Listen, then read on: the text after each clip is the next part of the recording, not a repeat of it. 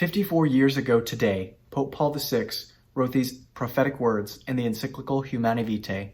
Another effect that gives cause for alarm is that a man who grows accustomed to the use of contraceptive methods may forget the reverence due to a woman and, disregarding her physical and emotional equilibrium, reduce her to being a mere instrument for the satisfaction of his own desires, no longer considering her as his partner, whom he should surround with care and affection. Unfortunately, this has become true and is evident in the hookup culture, the rise in porn, and so many other ways. Just look at these statistics. 28,258 users are watching porn every second. Every second. Over $3,000 is spent every second on that. How terrible that is. A second prophecy is when he warns us to first consider how easily this course of action could open wide the way for marital infidelity and a general lowering of moral standards. This was written in 1968, and as you can see, divorce went up dramatically after this. You can see that the divorce rate has lowered in recent times, but that is likely due to the fact that the marriage rate is decreasing. The marriage rate has not been this low since they started recording this in 1900. So in over a century, the marriage rate has never been this low. This is so much due to the contraceptive mentality that children are not a part of marriage and that it can just be for pleasure, as he mentions before, reducing woman to a mere instrument, this to mere pleasure. And I'm sure many people that read this when it came out or heard of it was like, oh, come on.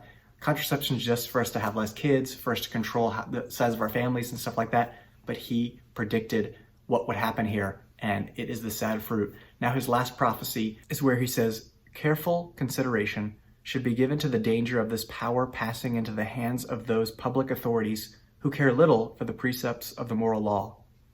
Who will blame a government which, in its attempt to resolve the problems affecting an entire country, resorts to the same measures as are regarded as lawful by married people in the solution of a particular family difficulty? What he's saying here is the power could pass into the hands of the government and they could force contraception on people. We hear of camps in India, government mass sterilization camps. I'm sure that many other countries have done this, so there are millions of people being sterilized against their will because of the will of the government.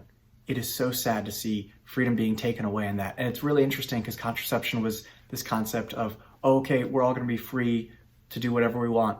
And here it's being applied in that way, which is a fruit that Pope Paul VI predicted. Now, I want to close in what he said here because this is an important element. It is to be anticipated that perhaps not everyone will easily accept this particular teaching.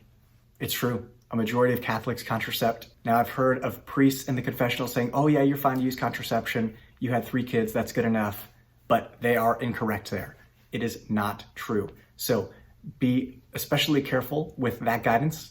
I've gotten bad guidance in the confessional from priests before, so it's important. Like, we can't just bank on one priest and be like, oh, he said it, so I'm good. The church is full of sinners, right? And even those in the presbyterate, the priesthood, even bishops and cardinals and popes in some instances can say things that are not true in every instance. So we need to be diligent and follow the truth. And I think, like, if we really want to go to heaven and be with Jesus, when we die and we meet him, we'll say, oh, Jesus, I love you. I trusted you with everything. And it's like, oh, did you trust me with the size of your family? No, I want to do contraception because I just want to have 2 kids or whatever, right? Oh, okay, so your convenience was easier than my will for your life, you know? And Anne-Marie and I are open to life. We don't use contraception, as well as most of our friends. It's really amazing. Our parish is booming, and it's just so incredible to see all these families open to life and the joy that comes from that. Yeah, it's not easy. It is a challenge, but we are called to be saints, and being a saint is not easy. You don't just fall into sainthood. You do it by carrying your cross every day. And there are sacrifices, of course, but the joy that comes from it is so much greater. And I can only imagine how the world would be so different today if we would have heeded these prophetic words and decided to put contraception aside and be open to God's plan for our marriage and our lives. So on this feast, also today is my 7th wedding anniversary, right? There we go.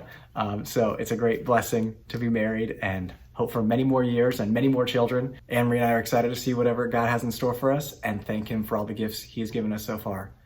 Please like and share this video. I think this is important. Not a lot of people know that he prophesied in these ways, and the sad fruits that we're seeing today. Hope you have a blessed day, and God love you.